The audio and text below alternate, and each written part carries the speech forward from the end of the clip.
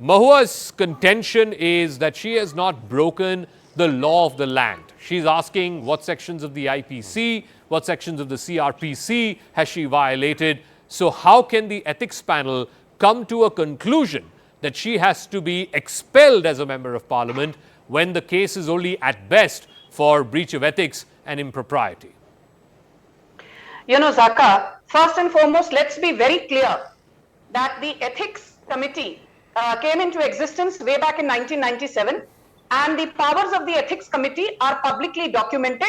So Mahua Moitra, can go and look up the rules before howling, screaming, ranting, and screeching her lungs out. Point number two, I am surprised, but I am not, shocked, because this is par for the course. Mahua Moitra expects the whole world to believe when she makes reckless allegations at Adani. But when she's in the dock, when wo katghade mein khadi hain, so Mahua Moitra says, submit the proof. So here is the proof. Point number one, you are not supposed to disclose what is going to be in public domain maybe 48 hours hence or 24 hours hence or 1 week hence prior to it becoming public knowledge, especially when it is with respect to key bills that are likely to be tabled in the House. And the reason I say this is because something which no journalist seems, and with no offense to you, Zaka, something which no journalist seems to have asked Mahua Moitra about. Mahua Moitra is a member of the Parliamentary Standing Committee on Information Technology. Mahua Moitra is a member of the Joint Committee on Personal Data Protection Bill. Mahua Moitra is a member of the Consultative Committee of the Ministry of Health and Family Welfare. And Darshan Hiranandani, besides having investments on a large scale in real estate, is very heavily invested in India's information technology space. So point number one, Mahua Moitra, by virtue of being a member of the Parliamentary Standing Committee on IT, had access to what the discussion with respect to key IT related bills were going to be in the parliament, maybe 1 week prior to those becoming public, maybe 24 hours before those bills were going to be public, and to share that information with a businessman based out of Dubai and then claim, mujhe to pata hi nahi tha, maybe he logged in, or maybe some secretarial staff logged in.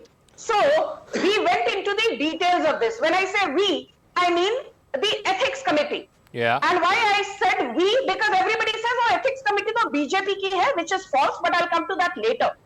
The ethics committee found out that each time there is a login which is made into Mahua Moitra's account by Dinesh Hiranandani, and this was done on 49 occasions. First, there is a OTP which is generated. Yes. It is only after Mahua Moitra confirms the OTP and then gives it to Darshan Hiranandani that he finally accesses the Lok Sabha account of Ms. Moitra, which means that Ms. Moitra to now turn around and say maybe he logged in a couple of times, maybe 5 times or 2 times, maybe 49 times, what's the big deal? No, Ms. Moitra.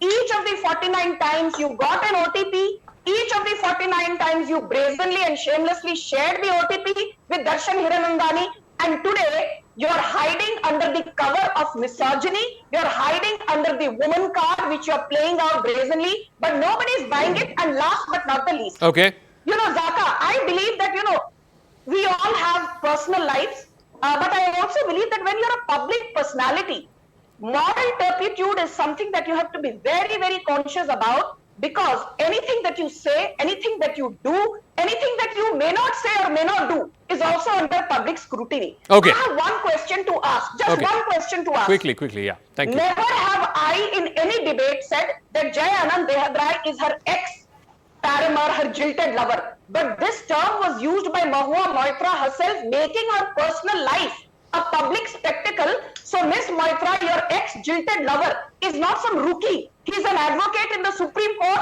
who's filed a CBI complaint against you. I want to refrain from all this personal stuff because it's not material to the case. What is material to the case, and I want to ask Riju Dutta this, is even Mahua is not denying the fact that her login credentials were shared. Now look, this argument that all MPs share their login credentials, their staff have the login credentials, PRS staff have the login credentials, that does not cut eyes, because this was shared with the scion of an industrial house who has a conflict of interest with the very same corporate house that she's been railing and ranting against. So the next time, assuming all of this goes away, right, Riju, the next time Mahua Moitra stands up in Parliament and asks a question on Adani and saying that, this is crony capitalism, the same argument can be made against her, that she's an instrument of crony capitalism. She's acting on behalf of another corporate group. That is the moot point. The moot point is that whatever she is accusing of a particular corporate group and the powers that be of, encouraging of crony capitalists, the same can be said of her.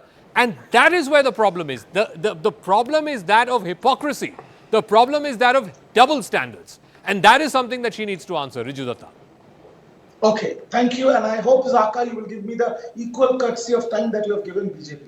Now, let me start off by saying in no uncertain terms that this so-called ethics committee is an ethics-less, biased and a compromised committee, which is being used by the BJP to target opposition MPs. I'm saying it on record. I have to ask some pertinent questions. 1, 2 and 3. First question. It is glad to see the ethics committee alive. Where was the ethics committee when the Sharoda and the Naroda case was reported and they did not call Subhendu Adhikari? Where was the ethics committee for the last 6 months when Ramesh Biduri was reported and he abused another MP on the floor of the parliament? Where is the ethics committee then when the complaint in this case, Mr. Nishikant Dubey, he himself has been reported to the same ethics committee for producing fraudulent degrees and certificates? Where is the ethics committee then? The ethics committee is very active when it is about an opposition MP. And I'm not talking about Trinamool Congress or Mahua Moitra against anybody, any opposition MP. This is a clear case of choking the voice of the dissent in the parliament. I am asking 3 questions which needs to be answered here. Question number 1. Why was the ethics committee has not called a single BJP leader who have been reported to the ethics committee, but has taken less than a week to pronounce their judgment against Mahua Moitra? Question number 2. When you say, Zaka, that she has shared her login ID, she is a product of hypocrisy, she is guilty of crony capitalism and all that, this is all subject to investigation. So until and unless this investigation, because the ethics committee does not have any criminal jurisdiction, so until and unless this ethics committee the investigation is over, how can they pronounce a judgment? How can they give their final verdict to the Lok Sabha Speaker? Because the Riju, Mahua herself has not denied the fact that 47 times her login were used from Dubai. She's not denying that claim. She's saying yes, her login was used 47 times from Dubai. That is a problem. That's a breach of privilege. That's a breach of trust. Zaka, can I please rebut? One second, Sanju. Let me finish, please. Now, my question is that sharing your login and password might be morally wrong to Zaka, Jacob or XYZ. But does the ethics committee, does the parliamentary procedures have any specific model code of conduct or SOP on sharing login and ID and password? The NIC email ID was not shared, and the OTP was Sanjuji was mentioning. The OTP, Mahua Moitra again said it on record that none of the questions that were filed were unsupervised. I gave the OTP and I supervised the questions that were filed. But my last question before you go to anybody else, please Sanjuji, you have my last question and then you can answer. My last question is this: what an irony that the first media outlet that is owned by Mr. Adani was the first media group to leak the draft of the ethics committee before even... No, one second. No, Riju, sorry. Riju, I think that is factually incorrect. No,